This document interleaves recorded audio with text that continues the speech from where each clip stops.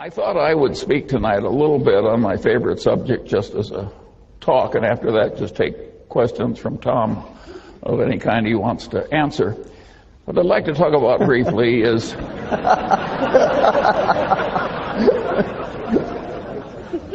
you think I'm kidding? And the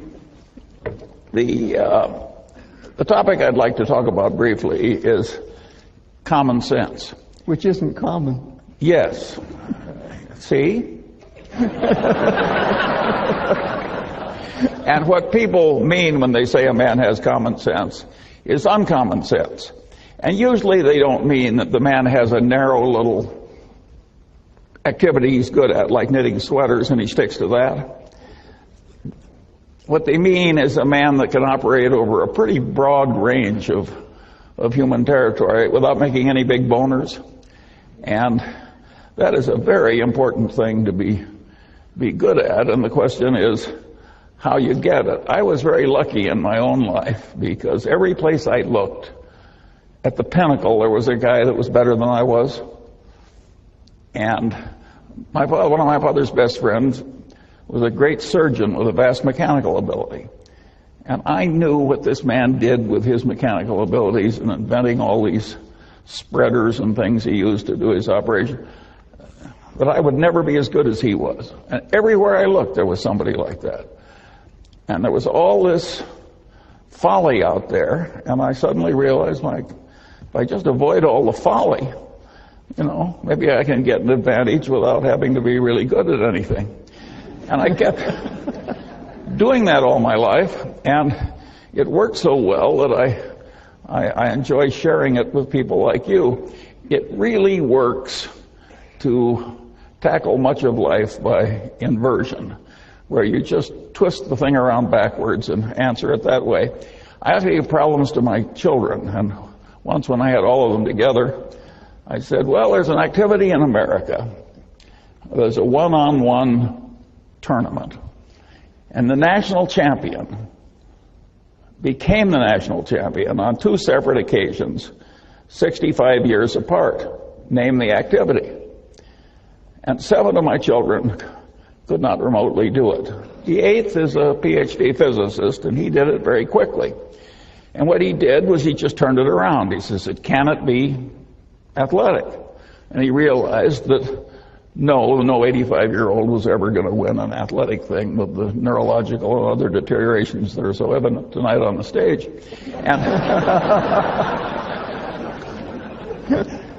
And so I said, well, could it be chess? He's a chess player. And he realized that no 85-year-old was ever going to be the U.S. chess champion. He knows what a chess tournament is like. But that led him to checkers, a game that you could almost master with enough experience. And of course, that was the correct answer. It took him about 15 seconds. All kinds of problems like that look so difficult. If you turn them around, they are quickly solved. And so this process that I've gone through life doing of identifying folly and trying to avoid it has worked wonderfully for me. Another trick that I got very early was that I loved big ideas that had a lot of instructive power. And I liked them so well that I didn't mind when they were in somebody else's territory. I just went in and took the ideas. So I paid no attention to the territorial boundaries of academic disciplines. And I just grabbed all the big ideas that I could. And then I used them in daily activity to solve problems and amuse myself and do self-education and so forth. Well, that makes me a collector. I'm a collector of inanity. And I've cataloged the inanities on structures in my head. And it's been a wonderful thing to do. If you stop to think about it, how many unhappy collectors do you know? Whether they collect silver or mistresses or, by and large, collectors are happy. And collecting inanities is just wonderful. If you collect stamps the way I once did, I soon had a U.S. stamp collection I couldn't afford to add a stamp to. Well, what fun is collecting when you can't afford the next stamp? When you're collecting inanities, there's never a shortage. And there's all this low-hanging fruit. We had one this morning from the governor of New York. That was pretty expensive fruit. Well, but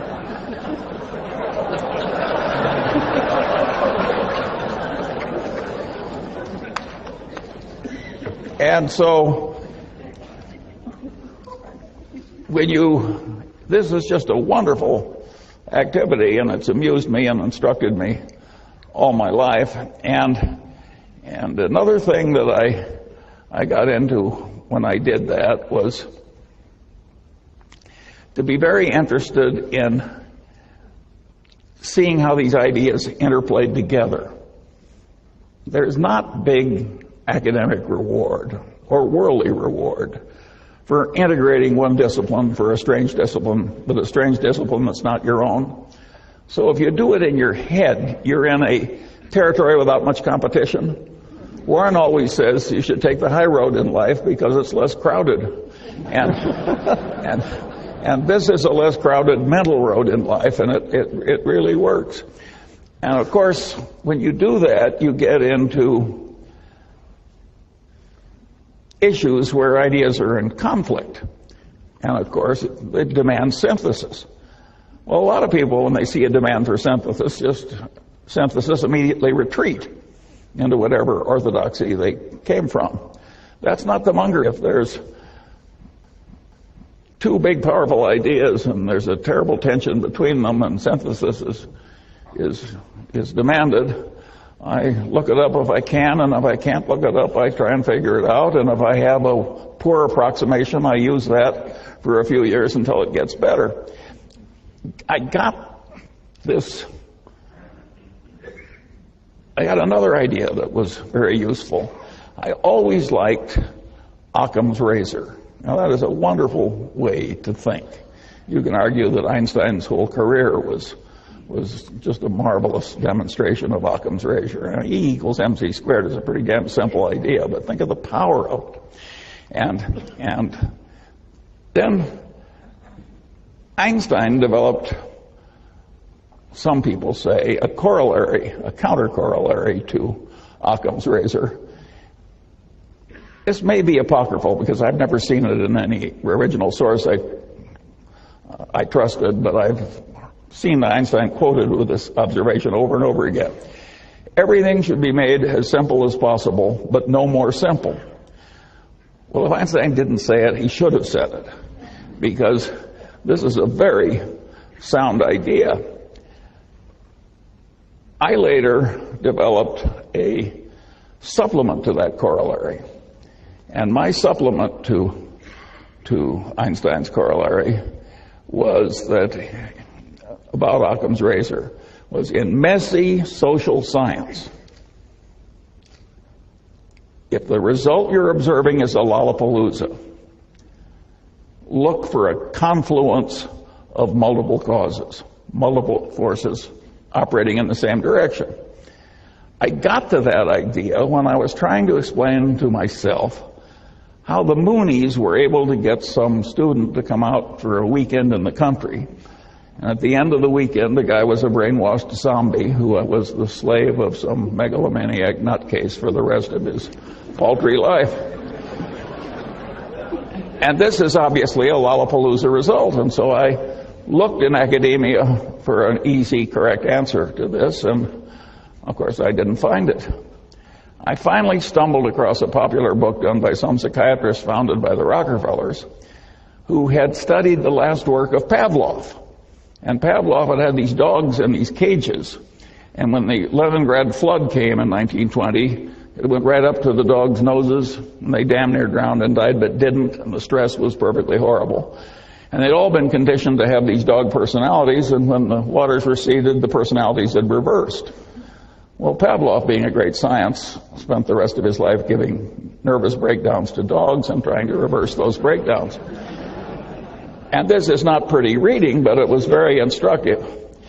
And I realized that the Mooney methods and the involvement of stress was clearly part of it. I also realized that the psychiatrist did not have an adequate explanation. Well, finally, I stumbled into psychology, in which I'd never taken a course, and so I just bought the 3 main textbooks in Psych 101 in the country, and I riffled through them quickly. And, you know, I could pick up the 20 main ideas in social psychology very easily, and when I used them as a routine system, I could see that the Moonies were using about 6 of these things in combination with the Pavlovian stress, and just as the dog's brains snapped in the Leningrad flood, the Moonies have a term in their conversion method causing the target to snap. Same damn idea. And I found that very interesting. And because I'd reached a conclusion, a very unpopular, unpolitically correct conclusion that I've just given you, because it gets into religion's conversion is a tough subject.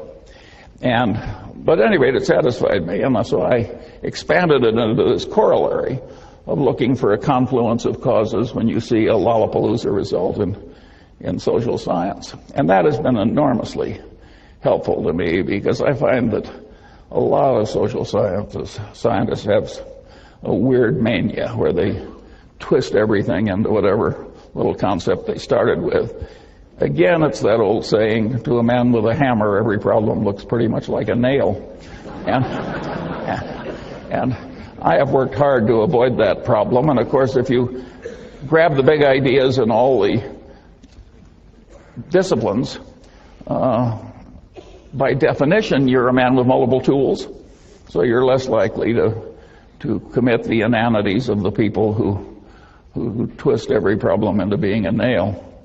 Well, at any rate, there were a series of tricks like that I used as I went through life, and it was amazing how many times I'd find something that I could easily solve with my little bag of mental tricks that had missed other people who were eminent in their field. I could go right into their territory sometimes and see more clearly than the professional denizen how his conclusions fit into the bigger picture.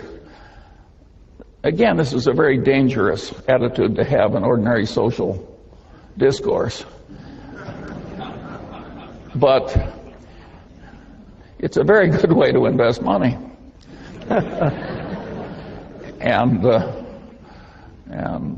any rate, that's the kind of a peculiar man you have here tonight. And of course, I idolized Ben Franklin because I identify with him. Of course, he was so much more talented than I am. It's just a joke to make the comparison. But at least he was a totally self-educated man that wandered over a vast amount of territory and was pretty competent over the full range. And a lot of Franklin's knowledge was psychological too. He was a great observer of human nature. And so there are implications, of course, in this attitude of mine in academia. And the implication is very simple. Social science in America is very poorly taught. And the people who are the denizens and the people that they teach are way more incompetent than they need to be. The solution is to get all these social scientists, or the ones that have the capacity to do it at least, so that they are comfortable across the boundaries of disciplines and see where the ideas conflict. Let me give you a simple example. If you went around Caltech and asked people, where do the laws of chemistry not apply? Practically everybody would say, well, they don't work in a hot plasma. No big deal. But if you ask a bunch of people that have taken the main course in economics and have gone on to business school in America, and you say, well, you're selling something in which is measured in units, and you want to sell more units. Do you raise the price or lower the price? Well, they've seen supply and demand. You lower the price. Then you say, tell me the occasions on which if you want to sell more units, you raise the price. Now, this is an intelligent group. You've been through social science. I'm giving you some time. Will anybody who has the right answer raise his hand? Yeah, luxury goods. That's what do. About 1 in 50 comes up with the idea of luxury goods. Right. That the price is sort of a signal that it's high quality, and if it's not a signal of high quality, it's a way of bragging to your friends that you have both discrimination and money. But one other interesting example is the one that happened to my Caltech educated friend Bill Ballhaus, who was CEO of Beckman Instruments, a company founded by another eminent Caltech professor. And Ballhaus had in his business collection a company that made some complex gizmo that they sold for a lower price than the other two gizmos in the market, and yet it was much better, and it had lousy figures. And Ballhaus took one look at it, and he realized that it was a gizmo where if it failed, it imposed enormous costs on the owner of the gizmo, and he recognized that the price being low was sending the signal wrong in reverse. This can't be very good, or it would. So he raised the price enormously and sold way more units, and of course the profits went up at a truly dramatic way. So these idiots that can't answer the question are leaving a lot of money on the table that a man like Ballhaus knows how to get. And the world is just full of opportunities like that for people who get the main points and go across it. But of course, that's not the main answer to the question. That's just the Ballhaus byway. The main answer to the question is very simple. Suppose you raise the price and use the money to bribe the other guy's purchasing agent. Well, you can laugh because it's so obvious once somebody points it out. But who was raising his hand over that one after all the fancy education you've had?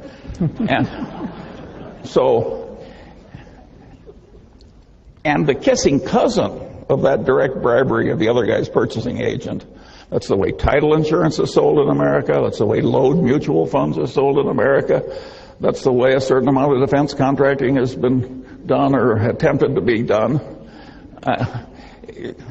It's a huge, important part of capitalistic life, that business of raising the price and using the money to enhance sales. And of course, there are legitimate ways to do it too, like legitimate information through advertising or otherwise. But there's a lot of illegitimate use of increased price to increase sales, and that's a big part of the capitalist condition. And if you don't have a brain that automatically has these things pop into it, you haven't really assimilated social science correctly. What good does it do to be able to pass a test parroting back to the professor what he told you? Well, that'll get you an academic label, but it won't get you the many millions of dollars Ballhaus made by raising the price, and it won't get you really fabulous investment results in life if it takes some imagination. If you don't see how all these things work and how they interplay, and of course, the way to get that competency, like any other competency, is to adopt the necessary elements and practice using it over a considerable period of time and a considerable area of complexity. And now, get to a really interesting question. Can we fix the social sciences so they aren't such total horses' asses? And the answer is yes. Is it likely to happen? The answer is no. It will happen eventually because, well, here I'm going to lose my humility prize. I had a guy in the Harvard Law Review ahead of me. He said to me once in the course of an argument, he said, "Charlie, think about it for a while and you'll agree with me because you're smart and I'm right." Great or Well, the liberal arts are going to come to the Munger system in due course because they're smart and I'm right. It can be done better, but it can't be done better with a crazy reward system that allows people to be as silly as they are in many departments. I always liked the story of P.J. O'Rourke, who said, he says, the last communist dictator of Albania was a pure communist. And he finally threw out the Russian embassy because they'd lost the pure faith. And then he kicked out the Chinese communists because they'd lost the pure faith. And he said finally he was only comfortable with two places in the world. One was the communist dictator of North Korea, and the other was the English department at Yale.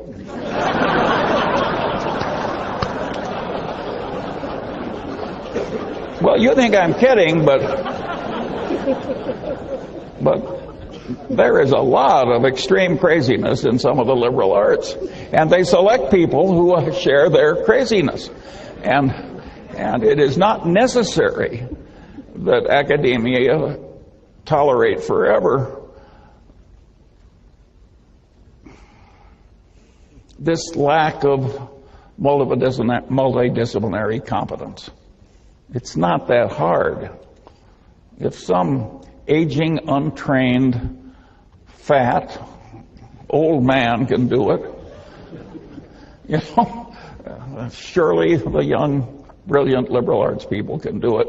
It will take a different incentive and a different system. It might even be that a place like Caltech could do it, but they'd have to get a rather unusual person to do it for them.